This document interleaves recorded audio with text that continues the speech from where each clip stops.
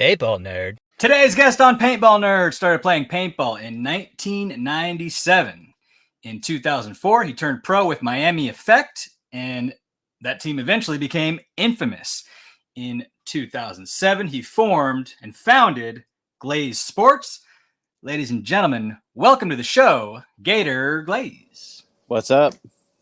Welcome, buddy. Welcome. Are you aware that you were a style icon in paintball in the early 2000s?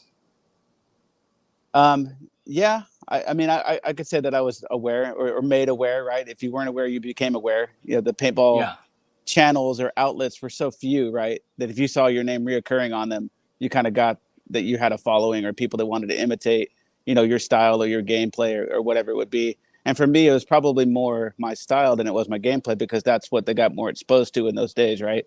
There wasn't webcasts of me playing, and there wasn't, it wasn't the star of the Trauma Head Sports videos or push videos or anything like that. It was just like little snippets and clips and magazine pictures and internet pictures or War Pig that like, look at the way the guy that he did this to his Flex 7, right? That was like our one creative area that we had as paintball players was your head.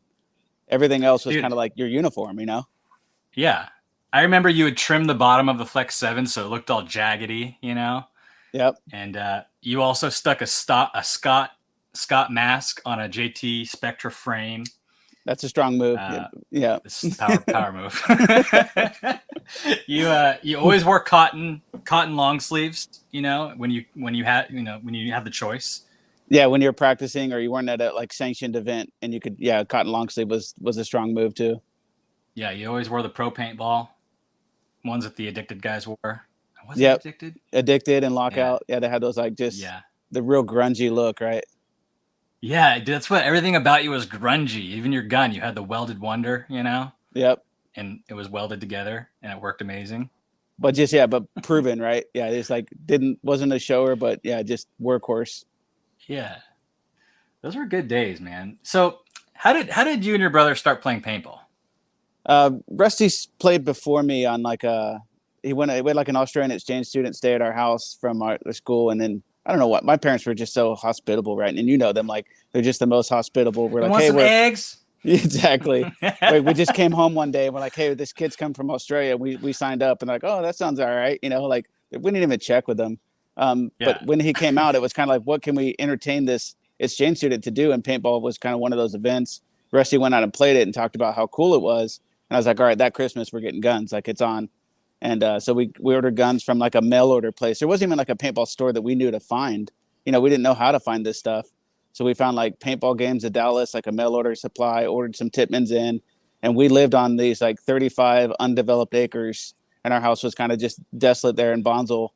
So we just played right there in the backyard, right? Just started posting up plywood or playing in the creek or the hills or whatever we had there naturally. And it wasn't long that we kind of discovered Camp Pendleton Paintball Park was really close to us. And it was one of the cheapest places to play. I think the entry fee was like $9. And then, the competitors were $25-$30 or whatever to play paintball. And we were teenagers, I was 14, Rusty, or I was probably 13. Rusty must have been like 17, 16, something like that. So he could drive, so we could get there on our own. And then we just, from there kind of, Rusty eventually got a job at the field because we started frequent so often. And once he became a referee, then it was like we were playing every weekend, right? Because we had free entry and access to cheaper paintballs and, just kind of instantly got into that culture of it. The first time I saw you, Gator, I didn't know it. It was on the cover of APG. And it was like either you were bunkering Rusty or Rusty was bunkering you. And I remember I had that magazine. And then I met you, and I found out that was you because your mom had a suitcase full of photos. So for those that don't know, Mama Duck, Gator's mom, would go to all the events. She had like her own photography business and would take tons of pictures. But man, I remember like your house was like, it felt like a paintball mecca because everyone was involved. Yeah. The whole family was committed, right? It was like my mom and dad were into it. My dad would come out to the events and cook his barbecue. He had his own, relationship with people outside of us. And so did my mom as well. And she started writing for the magazines and taking photographs for the magazines. She was always passionate about photography. My mom's I don't want to like pigeonhole her that she's anything, but she would kind of have all these hobbies or things that she would like, jump into. And I have the same, like, I just get really passionate about one thing. And for a long time, that one thing was paintball, right? Where like, I'm just fully committed to this one thing. And I had like, there was no time for golf or baseball or like, I gave up skateboarding, any other thing that I would have consumed my mind or my thoughts. And I just went strong into that, like firing passion about that one thing, which was paintball for so long. Right. And then my mom would do that, obviously for us, our kids, or and then photography was something she liked when she was younger. And then she found an avenue to get back into it. And so it was cool for her too. Yeah. I remember weekends at your house, we'd be on Smack Talk or the GOG forum, That's a throwback right there. What was that one that had like the rumors? Like, it was like, there was some website, it was based out of the Northwest. And it was like I remember the logo was like a guy, like a silhouette of like a pimp guy. And it was something like that, but you go on there and find out like what pro team players were jumping. And was it the MPN or is that GOG too? It might be GOG. Maybe it is. Yeah. Maybe it is GOG. Maybe you already called it. Yeah, but I just don't remember it. But I remember like there were so few outlets to find out like who left Avalanche or who jumped to the Ironman, right? Like, and you had to determine what was actually like truth and what was just like, because anyone could go in there and post anonymously, so you didn't know what was credible and what wasn't. But it was all content I was willing to consume. Yeah. And then there was like a lot of like cleaning paintball guns and watching old like VHS paintball movies like Game On and the old Iron Man with like Bobby, like the old Iron Man, that movie, and imaginary paintball with couch cushions and stuff, like set up bunkers around your house. Yeah, it was hard to go to sleep, right? It was we like up till and 2, then your mom would make morning. us eggs. Yeah. Oh man, good times. So what inspired Glaze Sports? When I'd spent so much time in paintball, it's like from 13 to 24, 25, 26 years old, it was nothing but paintball for that full beyond a decade, right? In some form or fashion. And we were so blessed. The sport gave so much to me. I'm one of those people that feel like that paintball gave me more than I took more than it ever gave me, right? Like I said that wrong. I definitely took more than it ever took from me. Right. But some people I've met people that don't play anymore that were jaded, like paintball owed them something and they never cashed in.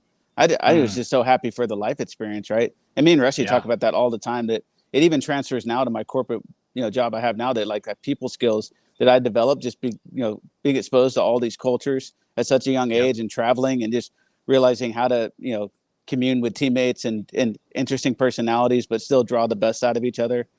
All of that prepared me as a man. So I feel like I got so much out of paintball just in life experience and just the travel and things like that. And of course, to compete and to win and to achieve something you work so hard at. Glaze Sports started 2007 and me and Rusty at the time. And it was the worst possible time that you would want to own a paintball business or a paintball store. That's like paintball was shrinking and the world was in collapse and the housing, people were losing their homes and foreclosing. But it's also, if you got the guts and you really believe in what you do, it's the best time because the prices are low, right? Like, we went in, we bought this business from Gene. It was previously a paintball shop. Gene, who runs the paintball shop in Chino, wanted to close his second location, and Rusty was still working in the industry. And he's like, "Hey, Gene's going to close the store. You want to take it over? We'll be partners." And Rusty had some ideas. He's going to do some stores down in San Diego with Todd. And I was like, "Yeah, I'll do it." I was working just what I considered a job, not really a career. So I was like, "Yeah, I'll go for it. Let's do it." And it was, there was nobody really walking in the door for the first, 4 or 5 months. But just with that, people that started walking the door, and then you realize that like, hey, these guys are committed. They love this game. They're passionate about this. And they're knowledgeable, and you can trust them, and you provide that like tier 1 customer service. We were never like that store that had the most inventory or had every single product on the shelf. But it's that store that like people walked in there at 1:00 and then didn't leave until 6:00 because all they did was hang out in the store, right?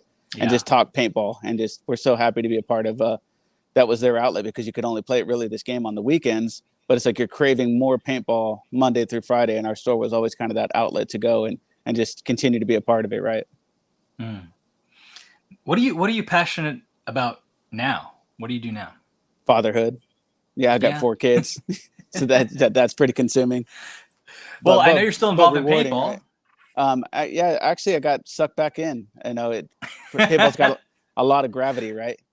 Yeah. You definitely go on these spells where you're busy, you're working, you're doing the dad thing, you're going to church, and you're just steady on your kind of routine.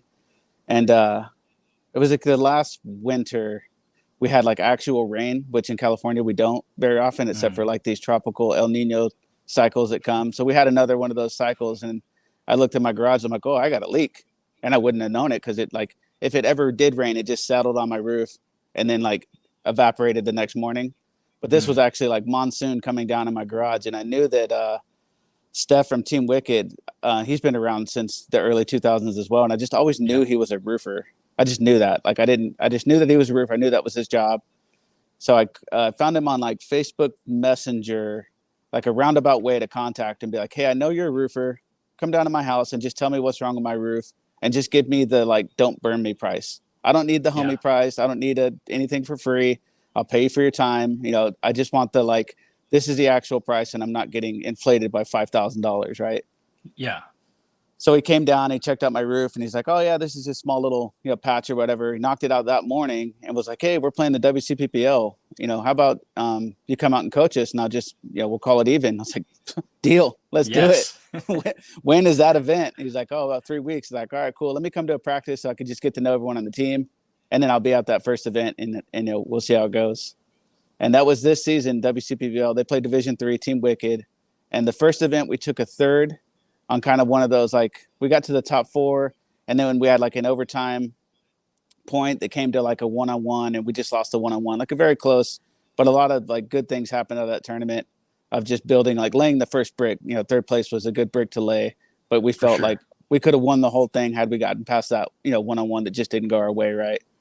Yeah. And then the second event we went out, it was at ASG again, and that one just everything clicked, and we kind of won that one, and we won it fairly convincingly. I mean, if I look back on the tape and kind of watch the final, it didn't look that convincingly, but I think we lost the first 2 and then kind of marched back in and then won the whole thing. But we felt control in that event, and we had like a good plan on that layout. So that was really fun. It's been really fun pouring into those guys. And I think the last event we had in Moore Park, we ended up taking a second place against Rainey's team. And I had been on this nice run of always beating the other pro coaches, beating Todd or beating Blake or beating, Kyle, whoever's down on the other end, some other, either current or retired pro, right? So, but Rainey got me on this last one, so I got to get him back. I love it. I think you'd really enjoy the 10-man mechanical league. Oh, I'm a stunner. Yeah, I got it still. And 10-man, it's on. How do we get you out there? Well, you got 4 kids, right? Yeah, 4 kids. Yeah. when one of them's old enough to play, roster them up, right? Then I'm in, huh? Yeah, there we go. Man, I mean, so you've been in paintball for so long. You've played with some amazing teammates. Gator, tell us about your favorite memory in paintball. One that really sticks out for you. One that sticks out. There's a couple. I'll kind of do some, I guess, what I would consider eras. In the first era of paintball, we played, that we played on Sitting Ducks. Obviously, you were there for that camp, and then we moved on to Asylum. But there was this one tournament we had in Seattle where just like every single thing I did was like correct, and it clicked. And I think we won like 6. It was a 5-man novice tournament. It was me, Rusty, Adam Johnson, who, ended up playing for Dynasty later. Aaron Morris ended up playing for Avalanche later. And then Kurt, who was just like at the time, a grown man that only ever played for Asylum, right? That was his camp, and that was our 5. But it's like I didn't get shot the whole tournament. I think we won like 17 games in a row. And it's just like if I moved up, it was the perfect time to move up. If I looked right, it was the perfect time to look right. And it's like I just putting paintballs on everywhere I looked and just never got hit. And it was just like one of those tournaments where just like, all right, I took an evolutionary step in my game this event, right? Because you go through certain events where it's not your day, it's not, but you're still a team, right? And you elevate and you rise and fall with your teammates. But I remember that event specifically was like one of those steps where it's like, all right, I don't feel like Rusty's little brother anymore. Now I'm taking a step to be, my own identity, my own person, or a real threat on these teams, right? Yeah, I think a lot of successful pros have these catalyst moments in their career where it's like, aha, like I can be someone at this. And it's always like it goes back to one event or one game where they build the confidence necessary to carry their career. Right.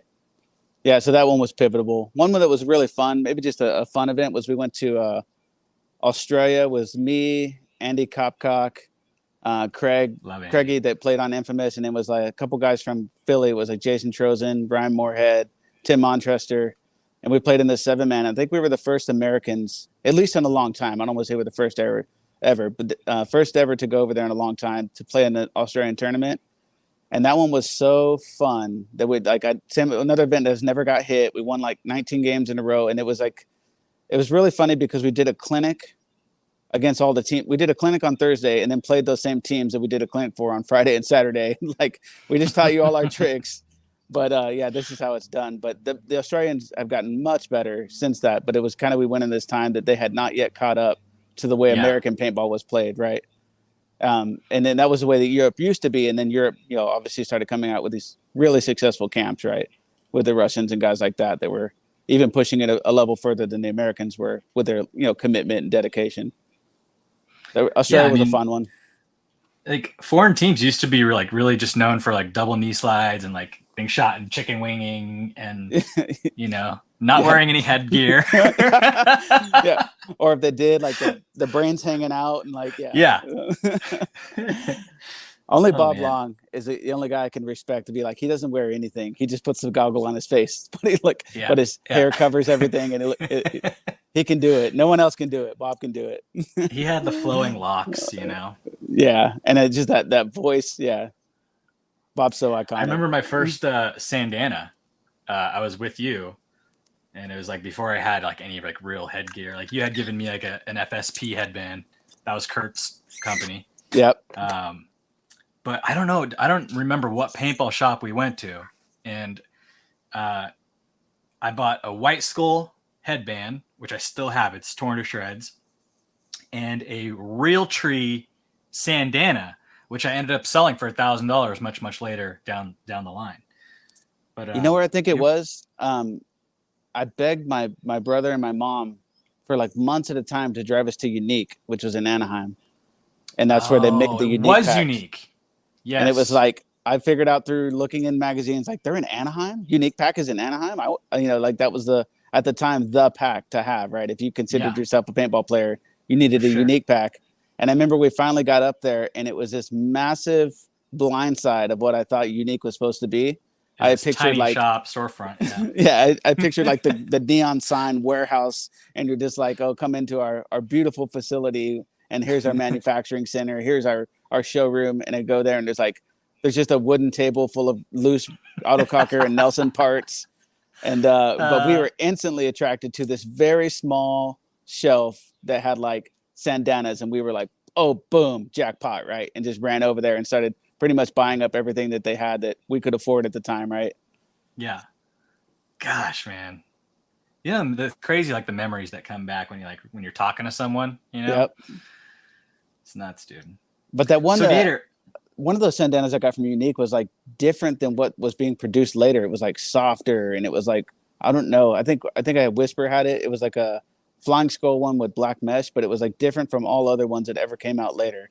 Like, it was just, I don't know. It was like softer cotton, not denim, right? Yeah. Yeah. That's how my Real Tree Proline head wrap was. Like, it's not like the thick denim that they later came out with. It was like a softer, like much softer fabric. Maybe that's why it was sold for so much, but it's interesting, right? How a piece of like this fragile thing that goes on your head can sell for whatever it sells for. Hormesis is doing it. I need to cash out. I haven't sold anything. I got it all. I have my Angel. God. Yeah. You got your Angel, and you I'm sure you have a lot of Venomware jumpsuits. I never had one of those. My mom bought one because then we figured out later that Sandana was like located in Murrieta in a guy's home. We're starting to piece all this together, and there was no Google search. There was Alta Vista, right? Which, you did search nothing. You wouldn't find anything on the internet. But we pieced together this guy was in Murrieta, and then we found him, and then we went to the actual source, right, of Sandana, and we're buying like old stock right out of the guy's house. And my mom bought one of those jumpsuits, but it wasn't sewn together, and I still have it not sewn together. And my mom Perfect for headbands. yeah, my mom's a big time sewer. She's like, oh, I'll sew this together, but we just never got around to it. And I still have like an original Sandana top, the brown flying skull, and like just the pattern pieces sitting in a tub somewhere. Hmm. Where's all your old stuff? Because I know you haven't sold anything, right? Yeah, I had my Titman 98 from when I first started. I just never still I just looked at them and was like, oh, this Angel, after I shot a million paintballs through it, I could probably fetch $250. I'm like, I'll just keep it. You know what I mean? Like Yeah. it just, what's it worth really? It's a paperweight for me, sure. But it's like I'm not gonna rebuild it. I'm not gonna field it again. But I guess I'd just rather keep it than get, a fraction of what I paid for it. But it's all in my garage, like in tubs and bags and duffel bags and gear bags. And you just like every once in a while when I have to go out there and like shift things, I'll end up pretty much losing a whole day, like, going through the sentimental items that are out there. Take pictures next time. I got a vault. So you played with some amazing players. Who's your favorite teammate over all the years? I mean, obviously, I would just say Rusty. Rusty, we played pretty much so much together. And in the beginning, it was really fun because Rusty was really fast. And he was kind of known for being like a on the break guy, a 50 on the break guy, a speed guy. He would draw like all the guns. So everyone's shooting at Rusty and I'm just shooting them. Everyone's like after Rusty and I'm just like, picking up the bingo hopper shots and the foot shot because they're so focused on him being in some really critical spot that it gave me all this liberty. So anytime that I always preferred like the back or the mid. So anytime I had a front guy that just drew all the guns but didn't die, right? They just, there's such a thorn. Rusty was obviously my first example of that, where I really developed that mid insert player game, was playing behind my brother. And then we go to a tournament and Rusty want to bunker someone. So he'd bunker someone and they'd trade and I'd shoot the guy that he traded with and I'd shoot the guy behind him. And then I'd just be in their corner. Like, this is sweet. Rusty just cleared the two guys over here and I'm going and backdooring the other three guys. This is in the woods, right? Yeah. Yeah. So he'd just go and like bunker his guy, shoot the next guy, and then we're rolling. So this like playing behind Rusty was so much fun because he was such an aggressive player and I wanted to play that way too. Like I wanted to, and it's nice to have that guy that when you're the front guy, the guy that's willing to follow you, right? To jump right in the 50. As soon as you bunker guy, he reloads it. Playing behind JP was always fun, right? Because he was such a thorn. And JP's still that exact same player today. I call him like a suicide bomber, right? Like he just wants to run and hug someone and blow up. Like that's all he wants to do. But he's like that term that used thorn. He's still very much that, like because I play a lot of 10-man with him and he's always up in, people's business and, always up front and he's hard to get out. He's always causing trouble. You got to come play 10-man, dude. Roy Richard was a good teammate. That was someone that I spent like not just a lot of time with on teams and on fields, but just a lot of time like hanging out in the room and like we just kind of clicked and hung out a lot. Like we shared the same hotel room a lot, or stayed in communication even off the field or off the tournament. So Roy's definitely a good teammate up there too. And then there was like this big gap, and I always consider myself a bridge player, especially being on Infamous, because it's like, Rusty was about the age of all the guys that had come from Avalanche to Miami Effect to Infamous, Chris and John and LB and Travis. And I was like younger. So there's this generational difference between us, but I could hang with them. But I also was kind of the bridge to the younger guys on the team. Right. Yeah. So I considered myself like this bridge or this gap player to be like the voice of the younger guys on the team, but also still being kind of keep up or hang with the older guys on the team. Roy was really good at that too. He's always Roy's such an inclusive person, right? He wants to always see that person that's not being included and include them. So you can learn some of those traits from him as well. I'm not sure if you watched JP's interview, but he talked about you as his most favorite player of all time. Oh yeah, I haven't seen that. I have to check that out. Watch it. What about from when you started playing to today? Who's someone that you really enjoyed watching? I mean, you have to put Oliver in that caliber because like he just did stuff that like we didn't think of or we didn't see, or like how did it work for him? Like I could think it, I could know that I want to make that move and this is the time to make that move. Like I always had like the vision or the mind, but I had to play like within my physical constraints, that I wasn't the fastest dude. I wasn't the most physically talented person out there on the field. So then that's what's so unique about paintball is then you lean on other strengths, right? Which is your strategy or, just your tactician or your timing or things like that, or just your gun skills as well can kind of, carry some of those weaker attributes. But when you just see Oliver that kind of he had that plus he had the physical attributes to be like, wow, it worked. Just like I would want to do it in my mind, he actually was able to execute on it.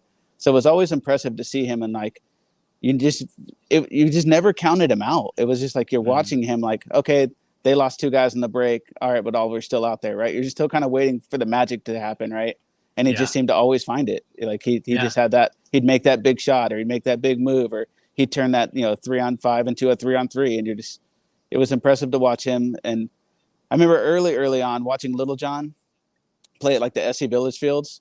And he was like the same thing. He just like, we learned so much from just watching the way Little John played the fields that we didn't even see those moves or the way to play that bunker, and just watching the way that like he carved up fields or carved up layouts, and he just walk on the field like, and I don't know why I had this impression like someone else cleaned Little John's gun and someone else loaded his pods, and like he just stood there and like someone walked up and like pitted for him, like back in the early 2000s, and just handed him a cocker, and then he steps on and like just goes and dices people up. Dude, I played a tournament with Little John kind of recently, like a couple years ago, and you got the phone call for this too. But it was a 7-man event, and we were trying to get a bunch of old dudes that are retired to play on a team. And so it was me, Eric Hunter, Brandon Lambertson, JP, Little John, who else? Miko Hooten. Is that 7? Yep. Yeah. So Arnold Francisco. Nice. Silent assassin.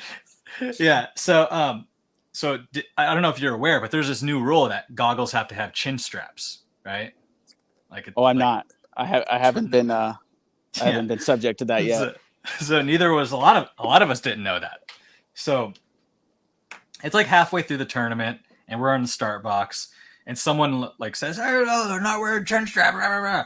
So the ref comes over, and he's like, "You guys got to put chin straps on." And like, Little John's like right in front of him, and he's like, "I'm wearing it. I have one.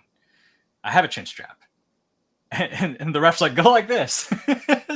So LJ's like this, and he's like, "There's no chin strap there." He's like, "There's no what?" He's like, "No chin strap." So like, he's trying to like play this mind game with the ref. He doesn't have a chin strap on. He's right. Like, whatever. You guys can start the game. Can we start the game, ref? Can we just go ahead and start the game? So they start the game, and then like 4 of us get pulled for not having chin straps. That's quite the. I mean, I can't say that I blame the other team, but it doesn't really play an outfit. I want to play the best players. I want to play against these guys, and them having chin straps isn't going to make me shoot them or be better or them better than me, right? Like, it has no bearing on the game at all. But me being such a strategist, if I was on the other side, I'd be like, they can't play. We're gonna win this, boys. They don't have chin straps, dude. Gator, we were already getting smoked this whole event. Like picture and imagine like a bunch of old guys like living the glory days, like telling stories in the pits, and then coming out and just getting smashed like by these young 7-man teams. And like if you could picture and imagine circus music, like that was like us playing that whole event. Arnold missed the first game because he was like telling stories on the sidelines about the glory days, like Arnold, come play the game, and he's just like he's right there, we can see him, and he's like telling the story, like emoting, and then he missed the start. That was our first game. So all right, well, don't call me for those events. Yeah, I want to go to the events where everyone's somehow locks back into being 25 again, and we're just dead serious, like it means the world again. I want to be on that team. Avalanche next year. But it's funny though that there is a switch, and I'm sure that all of you were like, even though it was happening to you, you were probably disgusted, but like, how are we allowing this to happen, right? Because totally. Yeah. I can't go back into paintball and play walk-ons or play pump or play like I have no like I'll take it easy mode. I only have like when the goggles are on and the gun's in my hand, it's like, let's go. Dude, you were ripping people up when we went to Jungle Island. About it, what was that? That's probably less than a year ago, right? But you were dicing people up on the airball field and talking shit like, this is too easy. I remember that. which is like amongst my peers. Like that's the only Yeah. way that I want to play because I have no outlet. Like I there's no safe place for me to play today. If I drive down to Yeah. SC Village, I should not be playing against the people that are there today. I'm a bad ambassador of paintball. Like I'm the guy that's like cutting them off the wave. Like watch out, it's my beach. Like I shouldn't be doing that. I should not be playing walk-ons anywhere. There's no outlet I for me agree. other than when Brandon or you guys get together and it's like, all right, it's 5-on-5, it's 10-on-10, and everyone is on the same level, and we can just go, all out and not have to Oh, hold that's back. right. Right? We did the mech day too. We did the mech day at SC Village. That was the most recent one. That was fun. That was a great time. I think you wore the Scott mask with the JT frame that day. That's the movie. I brought it back out because I recognized it. Like, all right, these are people that would appreciate something like this. Oh yeah. And you had a cotton pullover. Yeah. Oh man, steez for days. What do you have anything cool to show us? I mean, you have a lot of cool stuff I know in your garage right now, but anything you want to show us? I did bring out the Welded Wonder just because for people who know, this gun does have a reputation. I can kind of tell the background on this guy. And to get a close up here of the tack welding done by Aaron Carter. And then you could see that it's the threads are breaking through on the barrel. It's ready to give out. But the story on this one was there's kind of a full shot. And this cocker's gone through like multiple rebuilds, and I've always kind of put modern parts on it just to keep it running. But everything really inside of the body is just still classic. And I still have all the original parts that came with it. But Kevin Adair, kind of a throwback name. He played on Team Addicted. He moved out to California to work at Dye. And he was friends with Disco Pete. And Disco Pete was the one that brought him out because Disco Pete's a Texas player as well. And I don't remember how we got a glimpse of like finding Kevin Adair other than we knew he played for Addicted. But he came out to like a velocity day and we're like, we got to get this guy on our 10-man. We got to get this guy on our 5-man. And he was one of those guys that we always called that always said no. Like, hey, we're playing this event. No, I can't make it. We're playing this event. No, I can't make it. Maybe that's me today. That I'm the guy that keeps passing, right? But Kevin, there was this guy that we always wanted to play with. He had just such almost like an Eric Roberts type style. Just such a physical specimen. His snapshot was so on point and perfect. His gun stance was so on point and perfect. There was like no flaw in his head game, right? And just had such a good, clean look. But we finally did get him out to play a 10-man tournament with us in Reno. That was really fun. That was kind of like a ragtag, like SoCal Goat was on the team, Anson, just everyone that kind of SoCal we could scramble together to go play this Great Western. I remember that. But we got Mikey, Kevin out finally Bastidas. for that one. Yeah, he was a threat. He just didn't stick with it, but he really could have done something if he would have stuck with the game. But that's where we got the gun. I think Rusty traded an air tank for the gun because it was originally a full-size Free Flow cocker that they gave to Team Addicted. That was their sponsor. Free Flow was sponsoring Addicted. Kevin got this gun as a team gun, and he was working at Dye. So he told Aaron, hey, I want to cut this down to a mini cocker. And Aaron's like, well, it's not going to seal.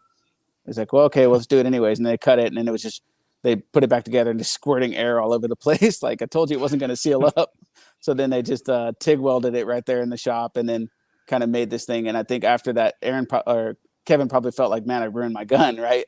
And we just saw this thing as like, no, this thing's awesome. And Rusty traded an air tank for it, and we've had it ever since. And it's just that one gun that's like we would never sell, we would never give away, but always finds its way back out on the field. And I have like so many cockers that I don't ever field, Predators and like Dragoon guns. I got one of those blue Iron Man guns. Like I've just over the years kind of like these came, especially when I had the store, people were coming in like, hey, I have this in my garage. It was like $30. And it'd be like something super cool and valuable. And they're like, oh, okay. And I just start putting these things away in my garage, right? Especially Whose then blue autococker do you have? Brahim's. Oh my God. So that's a good one. He had like an original member, right? One. Yeah. Yeah. Shit. Those are cool. Any team gun is kind of really what, like, I'm not into like the retail guns at all. Like I don't care about, a 2001 Nexus Eclipse cocker. Like, you could have bought your Shock Tech. Like, they sold those on the store and shelves, right? But when it's like a team gun, like this guy fielded it and he played on this pro team and there's a history and a background, that's something I guess I cherish a little bit more. They don't really exist anymore. They don't. Like, yeah, even the team guns that are kind of being fielded today for the most part have a resell, a series of them, right? Even if it's a signature gun, right? But yeah, back in our day, it was like we were issued these 10 infamous guns, and that was like those were the team ones. and like people used guns longer than a year back in the day. Like this, in the modern day, you get a new gun every single year, a new series. Like there's a, for the past 4 years, there's a Ryan Greenspan Force and they're all different colors, Right. So it's not the same as like getting a blue Ironman autococker with, Brahim's name laser engraved on it. It's like, there's one of those, That's it. Yeah. And you have the one. Yeah. And you can replicate it, but like there's only the one that's the true one, right? Yeah. Yeah. Man. We should go back to that. Todd Opie and I think BC had remade that same gun, but with the Iron Kids logo. I thought those were really cool. Yeah, those are tough. There's only a couple of those because I think it was probably Todd, BC, and Opie that had the funds to buy, because you had to buy the cocker yourself then, right? It wasn't sure. OTP wasn't sponsoring the Iron Kids. They just were down to build a custom gun, right?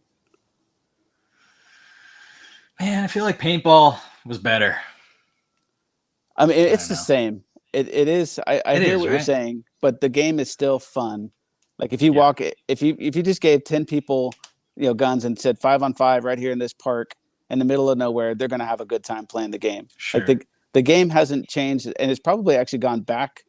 It's like de-evolving, maybe for the better, right? Because the guns are getting slower, the guns are getting more reliable, the guns are getting more accurate. I kind of wish that the field experience is what I feel is deteriorating for like the first time player. I feel that experience has gotten worse. Because I remember going out and playing for the first time, and it's like I was hooked. I wanted to own equipment. I wanted to come back. I wanted to, and you kind of look at other people that had better equipment around you, and you're like, well, if I had this better gun, the game would be easier, and you just got hooked. But the experience for the first time player now is just kind of like they play 3-4 games, and it takes 5 hours to do so, and then it's like they never look back and never do it again, and they just count it as a bucket list. Like, I paintballed, I skydived, and I've scuba dived. Check, check, check. Right. I think the refs have a lot to do with that too. It's like, I remember when I would go to like Camp Pendleton, you'd look up to the refs because they were playing on teams, and they like wanted you to have an experience. Or at Borderland, like the refs are very involved in like keeping you hooked in the game. Like, so I don't know if that's gone away, but I just remember different feelings. it's just I guess that's nostalgia, right? Yeah, look at you're like moping though. It's not the same. Yeah. But I mean, I'm sure that everyone's going to look back and say that probably the guys that played in the 80s when we had semi-autos in the 90s, they're like, paintball's changed, man. It's not as pure as it used to be. We're not playing 15 on 15. We're not on 28 acres. Like I walked up and saw a guy right away. This sucks, That's a good point. Good. So I think it's relative to your generation, right? And it's for sure. Yeah, but for our generation, we have the. I guess we kind of look back and think that we were the golden era, that we were the greatest generation of like the paintball, right? But I'm also excited for the guys that can push it further, right? Like, what can Dalton, or what can Marcelo, what can Tyler, how much further can they push the sport than I did, or you did, or the people that, because they're building on the bricks we laid down, right? Yeah. And some of these names I've dated, they go back to we almost our contemporaries, right? They were playing, and maybe I'm on my tail end of when I was playing and they were getting started, but they were there. They're building on those same bricks, so there's no reason they can't build a better machine, right? With all the experience and knowledge that they've gained from seeing it all. I think in a way they have already. If you look at professional paintball as a career, there's guys that are figuring out how to do that without the backing of a major sponsor. Like, everyone knew about Oliver's contract with Dye and how that was a lot of money. But now, Ryan's making a lot of money from this thing and that thing and this thing and this clinic and that. Marcelo's got his book, and they've got their podcast, and people sponsor that. So they're turning professional paintball into something that's more independently. It's more independent. You can sustain yourself just on the different endorsements. So I think that's really cool to see. But it's on the individual level where the industry deems that you're marketable or you're not marketable, right? Yeah. And they took their marketability and then they capitalized on it, and they probably took too long to do so. And that's just my humble opinion. I don't know everything they've ever done, but I think we spent so much effort realizing that we're a team, guys. We're a team. It's a team sport. And then when you finally, it was very taboo in the early years to market yourself or to promote yourself or to like stand out amongst your team in any way. And certainly I was an individual on my team, or I wanted to stand out amongst my team, but it wasn't really, you were kind of shunned, I guess, in a sense for doing that, for elevating yourself among the team. But now it's kind of like, that's the formula, right? That's the formula. True. But to go out and to market like team, Dynasty, obviously that name has marketability and value, but it doesn't market as well as a person, as someone that people can relate to. Yeah. I don't know what made me so relatable to the younger players. I guess I'll flip that one back on you. Why did the younger players relate to me other than Flex 7 skill set game? Well, I think it had to be your the culture that you brought. Like you did also bring with your funky style. You brought like a certain, I guess for lack of a better term, you brought kind of like this like FU type culture to the game. You're kind of like, your style was grungy and you played grungy and like you'd flip people off, and not that it's something that people weren't doing, but like you kind of had this like grungy anti-authority type I don't know, man, it's really hard to put, now that I'm trying to articulate Gator back in those days. It's more difficult than I thought it would. I know the feeling, but it's hard to describe. It was like this persona though, because you knew me as a regular person, and it was like that. I was like this chubby, wearing glasses, shy kid with pimples on my face, right, in high school, trying to play this game. And it's so funny that you call your brand the Paintball Nerd, because that's what I remember being called that in high school. Like, oh yeah, you're the Paintball Nerds, or we'd meet a new group of girls, and the other group of guys that they were hanging out with, like, oh, you're hanging out with the Paintball Nerds. That's how we were known. We're like, yeah, we just owned it. We had no problem being the paintball guys in high school or junior high or whatever. But it was counterculture. Brandon Lambertson, thank you. He says that a lot. Counterculture. I think that in paintball, like paintball had its culture, but you were kind of the counterculture. Yeah. People had matching, dye outfits and stuff, and their goggles matched their jerseys and all this stuff. And you like came out and you're like, I'm grungy. Yeah. And you're right, because in those days, it's like, if you had a red gun, you bought a red loader. And it's like, if I had a red gun, I bought a yellow loader. Like it's something like, it made no sense. But then you look at it in a photograph and it's like, wow, that's interesting. It's like, it's art all of a sudden, right? It's, you just find a way to stand out, or like you said, just go against the culture, that you don't wear the full blue dye outfit with the blue DM, with the blue loader and the blue mask and the blue headband. Like, that's not the move. Look like right? A blueberry. Yeah. The same thing happens in snowboarding. Like if you go snowboarding and some dude's got like a matching getup, like people call him a kook. Yeah, because it looks like you just walked in with your Amex and then became a snowboarder right at the shop. Exactly. Like, exactly. How do I become a snowboarder? And you're like, right here, over here, sir. Yeah.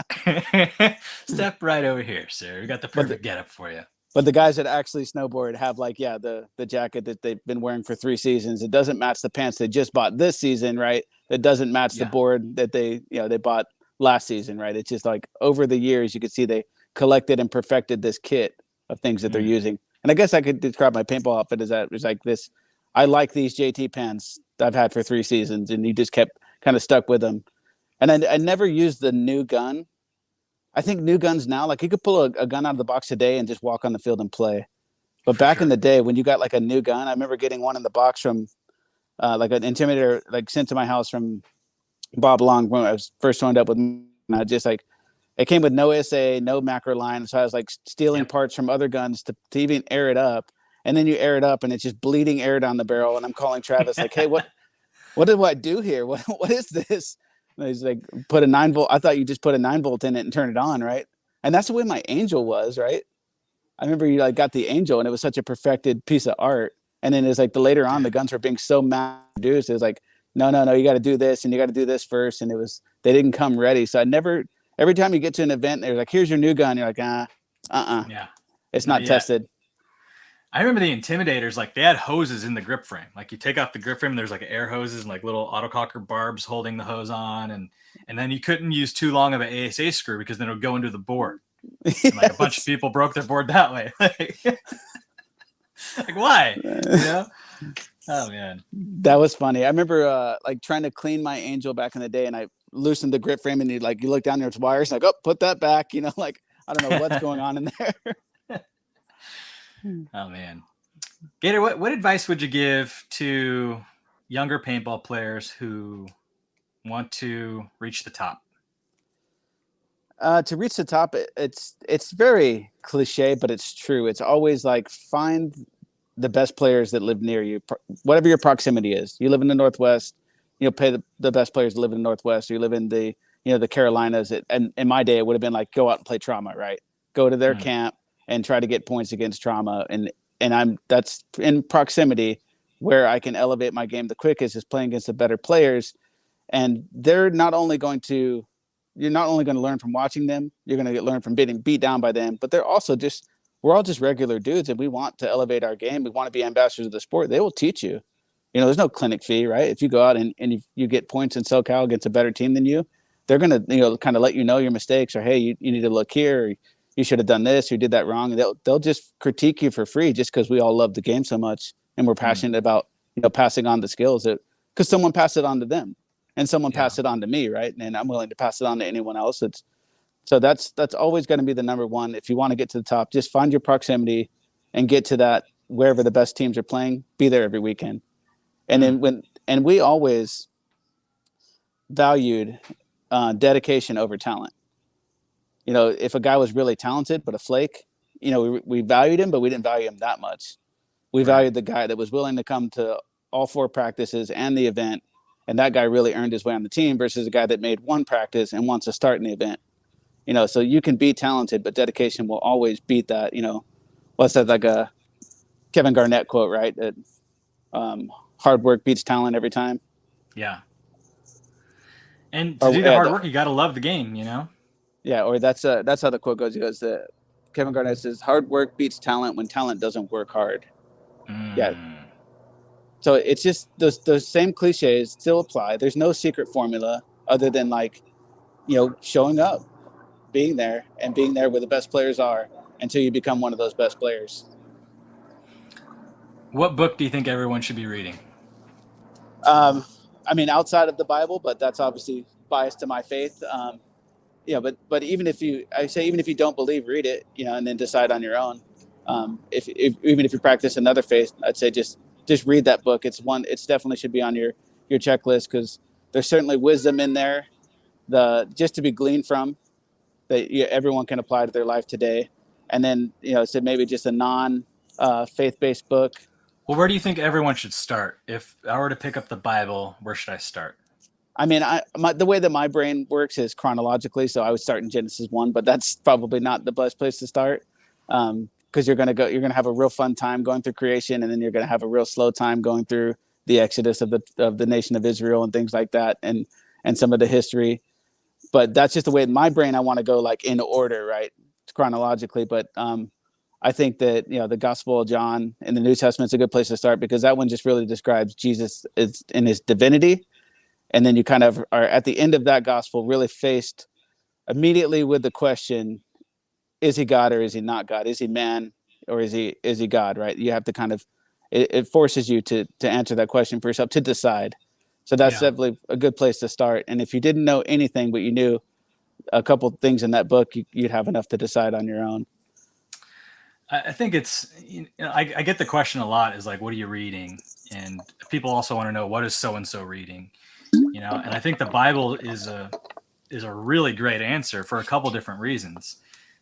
I mean, one of them is it's not a book, right? It's a library. It's 66 books, right? Yeah, collection.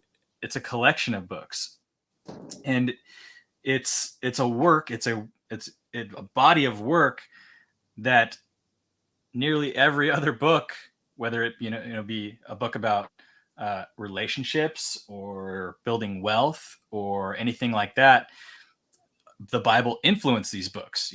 Books by Tony Robbins about empowerment and finding inspiration, and and motivation, they reference the Bible. So, I agree with you. Even if you're not a religious person, the fact that this body of work was created and survived over 2,000 years ago, and so many people have commented on it, right? There's bodies of work just on commentary on the Bible.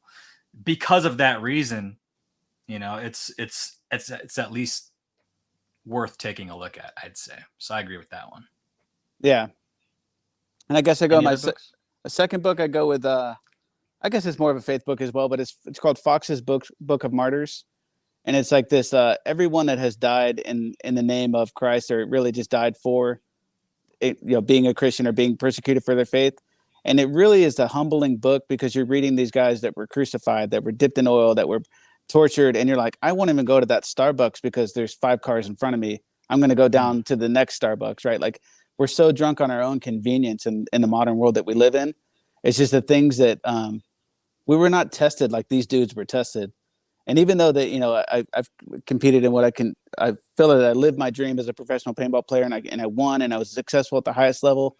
I don't think that I was ever tested the way that some of those dudes that I read about were tested. So it really humbles you, or kind of centers you, that like, man, I have a really great life, right?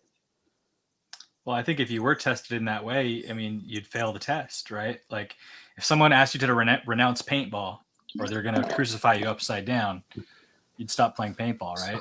Absolutely. These martyrs like died for something that they, that they believed in, and that other people didn't, So it's that. I think that's a powerful one to read as well, because it begs the question: if there's not truth to these stories, why did people choose to die for them in such gruesome ways? Right, when they could have easily just, like you said, even in lip service, just wiggled out of that situation, but were willing to go all the way to torture or to death. So yeah, just it's what people are capable of, that believe in something, is amazing, right? Yeah. And we took that into ourselves, or into paintball, right? We took that same thing. If I can believe in myself, then I can achieve this. If I can believe in my teammates, if my teammates can believe in me. And that was always, to me, the most powerful, was having the respect of your peers. Yeah. In the beginning, it's like you really wanted this little plastic trophy with a guy with like 6 pods going sideways and a remote hose trophy. Like, I wanted that. Yeah. And that's what I wanted at first. I wanted the little shiny ornament. And then after you have enough of those ornaments, you realize it's like, I just want John Richardson to say good game to me. You know what I mean? Yeah. I just want Alex Frazee to be like, dude, respect. Like, I just wanted the respect of my peers and the respect of my immediate teammates. And me and you spent so much time growing up together as paintball, but then later on it becomes so tribal. It's like, you're in the Iron Man camp and I'm in the Infamous camp, and we were still friends and we remained friends, but it was almost like it became very like, we're over here in this tribe, you're over here in that camp, and see you on the other side of the field, buddy. But but there was always still mutual respect, off the field, and even mutual respect on the field. And I think that's what I cherish the most out of my paintball experience. It's always that camaraderie of your teammates, right? Or just earning their respect, or even the respect of your peers, or guys you're going against, your opponents. How do you want to be remembered in paintball? Remembered in paintball? Well, I don't think too much about my legacy. I kind of left mysteriously. I just disappeared one day. I think it was like one of the World Cups. I just said, hey, I just text LB like lame, right? Like, I broke up with a girlfriend via text. I didn't call him. I just said, hey, I'm not coming to World Cup. And I think he texted back something like K, like K. Oh my God. It's the worst response you can get. Yeah. But that's what I expected, because I knew what I was doing, right? Like, I'd already been to the practices. They were already counting on me. It was a pivotal part of the team. And I just all of a sudden, like, out of the blue, was like, hey, I'm not coming to World Cup. Okay. Like, it's like, it's a loss. It's always a loss when we lost a teammate, because it wasn't just like you lost a guy on the field. It wasn't just like you lost a mid two, a back guy, or a snake guy. It's like your friend. You lost your friend. You lost your travel buddy. You lost like your life mate. You lost your brother, right? Like, it was like a death in the family. And I'm exaggerating, I don't want to speak for them how they felt, but it did feel that way for me when I reached out to the other individuals as well. LB was just obviously the leader of the team at the time when it came to traveling and things. So I wanted him to be informed first, because he would make the arrangements. But then after making the hardest thing I ever did was making those other phone calls after calling Brandon and calling my brother and just say, yeah, I'm not coming. Are you coming back? I don't think I'm coming back. Right. Like, and I just kind of mysteriously disappeared but immediately jumped right into the business of paintball. So I wanted to have something to show for it. It was getting to the point where I felt like we were all living in Netherlands, and none of us were growing up, and I didn't want to walk away from this with nothing.